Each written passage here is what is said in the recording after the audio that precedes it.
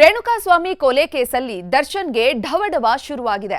Supreme court ಪೀಠದ ಪ್ರಶ್ನೆ ನೋಡಿ ಡಿ ಗ್ಯಾಂಗ್ಗೆ ಟೆನ್ಷನ್ ಹೆಚ್ಚಾಗಿದೆ. ಹೈಕೋರ್ಟ್ ಆದೇಶದ ಬಗ್ಗೆ ಸುಪ್ರೀಂ ಕೋರ್ಟ್ ಬೇಸರ ಹೊರಹಾಕಿದ್ದು ತೀರ್ಪಿನತ್ತ ಎಲ್ಲರ ಚಿತ್ತ ನೆಟ್ಟಿದೆ.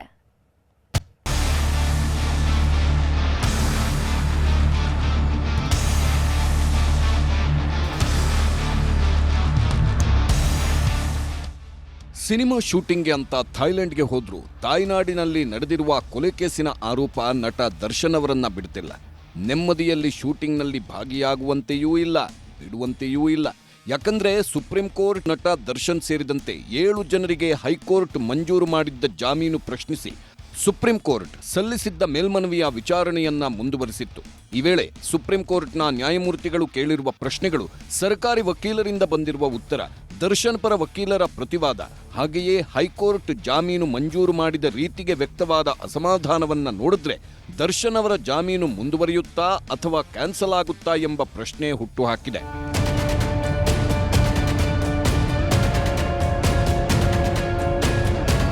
ದರ್ಶನ್ ಜಾಮೀನು ಪ್ರಶ್ನಿಸಿ ಸರ್ಕಾರದ ಪರ ವಕೀಲ ಸಿದ್ಧಾರ್ಥ ಲೂಥ್ರಾ ವಾದ ಮುಂದುವರೆಸಿದ್ರು. ಲೂಥ್ರಾ ವಾದದ ವೇಳೆ ನಡುವೆ ನ್ಯಾಯಮೂರ್ತಿ ಅವರು ಪ್ರಶ್ನೆಗಳನ್ನು ಕೇಳಿದ್ರು. 7 ಜನರ ಜಾಮೀನು ರದ್ದತಿಗೆ ಸರ್ಕಾರ ಅರ್ಜಿ ಹಾಕಿದ್ಯಾ? ಹೌದು ಸ್ವಾಮಿ. ಖಾಸಗಿ ಅಪಾರ್ಟ್ಮೆಂಟ್ ಸೆಕ್ಯೂರಿಟಿ ಗಾರ್ಡ್ ಮಾಹಿತಿ ಕೊಟ್ಟಿದ್ದಾರೆ. ಸೆಕ್ಯೂರಿಟಿ ಗಾರ್ಡ್ ಮಾಹಿತಿ ಮೇರೆಗೆ ಎಫ್ಐಆರ್ ಆಗಿದೆ. ಅಪಾರ್ಟ್ಮೆಂಟ್ ಬಳಿ ಸಿಸಿಟಿವಿ ಇದೆಯಾ? A4, A15, A16, A17 surrender ಆಗಿದ್ದಾರೆ. 4 ಮಂದಿ ತಾವೇ ಮಾಡಿದ್ದಾಗಿ ಹೇಳಿದ್ದಾರೆ.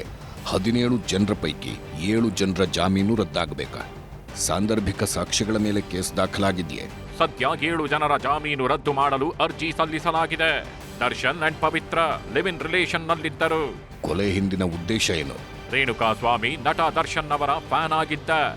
ಪವಿತ್ರ ಗೌಡಗೆ ಅಶ್ಲೀಲ ಸಂದೇಶ ಕಳುಹಿಸುತ್ತಿದ್ದ. A3 ಪವನ್ಗೆ ಪವಿತ್ರ ಗೌಡ ಮಾಹಿತಿ ನೀಡಿದ್ದರು. ಪವನ್ ದರ್ಶನ್ಗೆ ಸುದ್ದಿ ಮುಟ್ಟಿಸಿದ್ದ. ರೇಣುಕಾಸ್ವಾಮಿಯನ್ನು ಚಿತ್ರದುರ್ಗದಿಂದ ಕಿಡ್ನಾಪ್ ಮಾಡಿದ್ದರು. ಕರೆತರುವಾಗ ದಾರಿ ಮಧ್ಯೆ ಡ್ರಿಂಕ್ಸ್ ಕೂಡ ಮಾಡಿದ್ದಾರೆ. ನಂತರ ಬೆಂಗಳೂರಿನಲ್ಲಿ ಶೆಡ್ಗೆ ಕರೆತಂದು ಹಲ್ಲೆ ಮಾಡಿದ್ದಾರೆ. ನಟ ದರ್ಶನ್ಗೆ ಕ್ರಿಮಿನಲ್ ಹಿನ್ನೆಲೆಗಿದೆ.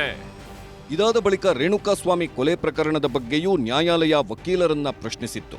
ಅದಕ್ಕೆ ಲೂಥ್ರಾ ಅವರ ವಾದ ಹೀಗೆ ಮುಂದುವರೆದಿತ್ತು. ವಾಹನಗಳು ಓಡಾಡುತ್ತಿರುವುದು ಸಿಸಿಟಿವಿಯಲ್ಲಿ ಸೆರೆಯಾಗಿದೆ.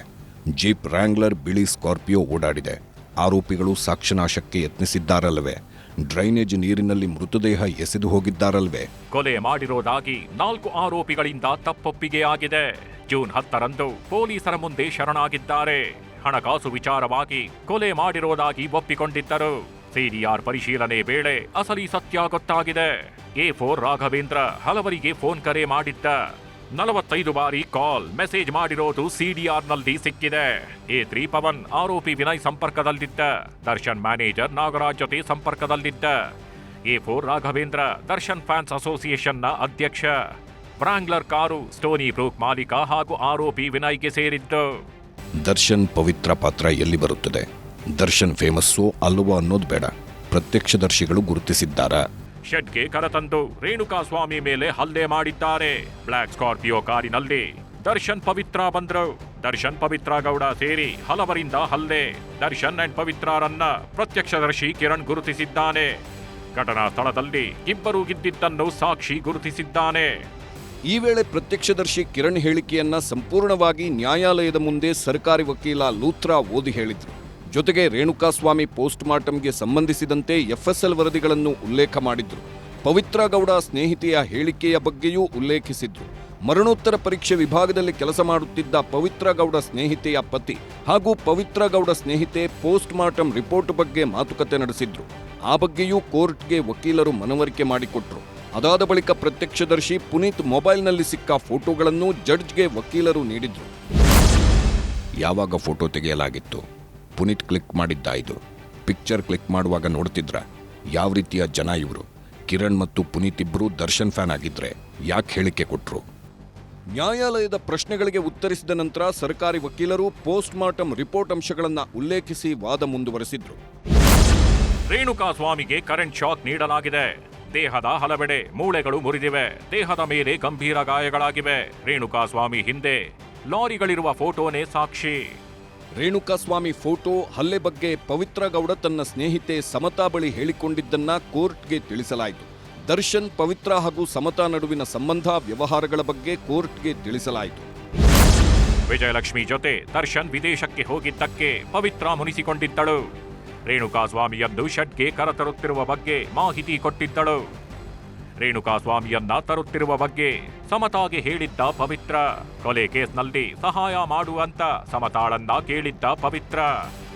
ಸಮತಾ ಪತಿ ವೈದ್ಯರಾದ ಕಾರಣಕ್ಕೆ ಪೋಸ್ಟ್ಮಾರ್ಟಂ ವೇಳೆ ಸಹಾಯ ಮಾಡಲು ಕೇಳಿದ್ರು. ಹೀಗೆ ಸರ್ಕಾರಿ ಪರ ವಕೀಲರು ವಾದ ಮುಗಿಸುತ್ತಲೇ ದರ್ಶನ್ ಪರ ವಕೀಲ ಸಿದ್ಧಾರ್ಥ್ ದವೆ ವಾದ ಮಾಡಿದ್ರು. ಅವರು ವಾದ ಆರಂಭಿಸೋದಿಕ್ಕೂ ಮೊದಲು ನ್ಯಾಯಮೂರ್ತಿಯವರು ಒಂದಷ್ಟು ಪ್ರಶ್ನೆ ಮಾಡಿದ್ರು. ಪ್ರತ್ಯಕ್ಷ ಸಾಕ್ಷಿಗಳ 164 ಹೇಳಿಕೆ ಯಾಕೆ ದಾಖಲಿಸಲಾಗಿದೆ? ಇದು ಬರೀ ಕೊಲೆಯಲ್ಲ, ಉದ್ದೇಶಪೂರ್ವಕ ಕ್ರಿಮಿನಲ್ ಸಂಚು. 3rd ಗ್ರೇಡ್ ಟ್ರೀಟ್ಮೆಂಟ್ ನೀಡಲಾಗಿದೆ. ಆರೋಪಿಗಳಿಗೆ ಈಗಲೂ ಯಾಕೆ ಬೇಲ್ ಕೊಡಬೇಕು? ಹೈಕೋರ್ಟ್ ಇದನ್ನೆಲ್ಲ ಯಾಕೆ ಪರಿಗಣಿಸಿಲ್ಲ? ಆರೋಪಿಗಳಿಗೆ ಈಗಲೂ ಯಾಕೆ ಬೇಲ್ ಕೊಡಬೇಕು ನೀವೇ ಹೇಳಿ ಅಂದ ಕೂಡಲೇ ದರ್ಶನ್ ಪರ ವಕೀಲರು ಒಂದು ಕ್ಷಣ ಮೌನವಾದ್ರು. ಬಳಿಕ ವಾದ ಮುಂದುವರೆಸಿದ್ರು. ಪ್ರತ್ಯಕ್ಷ ಸಾಕ್ಷಿಗಳ 164 ಹೇಳಿಕೆ ಬಗ್ಗೆ ವಿವರಿಸಿದ್ರು.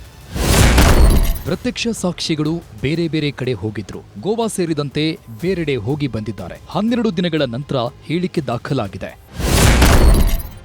ರಕ್ತದ ಕಲೆಗಳನ್ನ ಯಾವಾಗ ಸಂಗ್ರಹ ಮಾಡಲಾಯಿತು? 3 ದಿನಗಳ ನಂತರ ರಕ್ತದ ಕಲೆ ಸಂಗ್ರಹ ಆಗಿದೆ. ಇದಾದ ನಂತರ ಪವಿತ್ರ ಗೌಡ ಪರ ವಕೀಲರು ವಾದ ಮಾಡಿದ್ರು. ಪವಿತ್ರ ಗೌಡ ಸ್ನೇಹಿತೆಯ ಹೇಳಿಕೆಗಳನ್ನ ಉಲ್ಲೇಖಿಸಿ ಸರ್ಕಾರ ಮಂಡಿಸಿದ್ದ ವಾದಕ್ಕೆ ಪ್ರತಿವಾದ ಮಾಡಿದ್ರು. ರೇಣುಕಾಸ್ವಾಮಿ ಅಶ್ಲೀಲ ಫೋಟೋ ಕಳುಹಿಸಿದ್ದ. ಅದನ್ನ ಮನೆ ಕೆಲಸದವನಿಗೆ ಹೇಳಿದ್ರು. ಕೊಲೆ ಮಾಡುವ ಬಗ್ಗೆ ಯಾರ ಜೊತೆಯೂ ಚರ್ಚೆ ಮಾಡಿಲ್ಲ. ಶೆಡ್ಗೆ ಹೋಗಿ ಚಪ್ಪಲಿಯಿಂದ ಹೊಡೆದು ಬಂದಿದ್ರು ಅಷ್ಟೇ. ಪವಿತ್ರ ಗೌಡ ವಯಸ್ಸು ಎಷ್ಟು? ಮೊದಲ ಮದುವೆ ಬಗ್ಗೆ ಮಾಹಿತಿ ಕೊಡಿ. ವಯಸ್ಸು 40 ವರ್ಷಕ್ಕಿಂತ ಹೆಚ್ಚು. ಮೊದಲ ಮದುವೆಯಲ್ಲಿ ವಿಚ್ಛೇದನ ಪಡೆಯಲಾಗಿದೆ. ನಿಮ್ಗೆ ಪವಿತ್ರ ಗೌಡ ಬಗ್ಗೆ ಮಾತ್ರ ಕಳವಳ ಇದೆಯಾ? ದರ್ಶನ್ ಬಗ್ಗೆ ಇಲ್ಲವೇ? ಪ್ರಕರಣ ಶುರುವಾಗಿದ್ದು ನಿಮ್ಮಿಂದಲೇ ಅಲ್ವಾ? ನೀವಿಲ್ಲದಿದ್ರೆ ದರ್ಶನ್ ಆಸಕ್ತಿ ವಹಿಸುತ್ತಿರಲಿಲ್ಲ. ಇಷ್ಟೆಲ್ಲ ಆಗಲು ನೀವೇ ಕಾರಣ ಅಲ್ವಾ? ಹೀಗೆ ಪವಿತ್ರ ಗೌಡಳ ಪರ ವಕೀಲರಿಗೆ ನ್ಯಾಯಮೂರ್ತಿ ಅವರಿಂದ ಪ್ರಶ್ನೆಗಳ ಸುರಿಮಳೆಯೇ ಸುರಿದಿತ್ತು. ಇದಾದ ನಂತರ A6 ಜಗದೀಶ್ ಹಾಗೂ A7 ಅನುಕುಮಾರ್ ಪರ ವಕೀಲ ರಂಗನಾಥ ರೆಡ್ಡಿ ವಾದ ಮಂಡನೆಗೆ ಮುಂದಾದ್ರು. ಆಗ ನ್ಯಾಯಪೀಠ ಮಧ್ಯಪ್ರವೇಶಿಸಿ 3 ಪುಟಗಳಿಗೆ ಮೀರದಂತೆ ಲಿಖಿತ ರೂಪದಲ್ಲಿ 1 ವಾರದಲ್ಲಿ ವಾದ ಸಲ್ಲಿಸಲು ಸೂಚನೆ ನೀಡಿದೆ. ಹೀಗಾಗಿ ಥಾಯ್ಲೆಂಡ್ನಲ್ಲಿ ಡೆವಿಲ್ ಶೂಟಿಂಗ್ ಮುಗಿಸಿ ದರ್ಶನ್ ವಾಪಸ್ ಬರಲಿದ್ದಾರೆ. ಹಾಗಿದ್ದರೂ ತಾಯ್ನಾಡಿನಲ್ಲಿ ಎದುರಾಗಿರುವ ಕೊಲೆ ಕೇಸಿನ ಆರೋಪದಲ್ಲಿ ಜಾಮೀನು ರದ್ದಾಗಿ ಮತ್ತೆ ಜೈಲಿಗೆ ಸೇರಬೇಕಾಗುತ್ತದಾ ಎಂಬ ಆತಂಕದಲ್ಲೇ ಸುಪ್ರೀಂ ಕೋರ್ಟ್ನ ಅಂತಿಮ ಆದೇಶ ಹೊರಬೀಳುವವರೆಗೂ ದರ್ಶನ್ ಕಾಲ ಕಳೆಯುವಂತಾಗಿದೆ. Bureau report, news 18.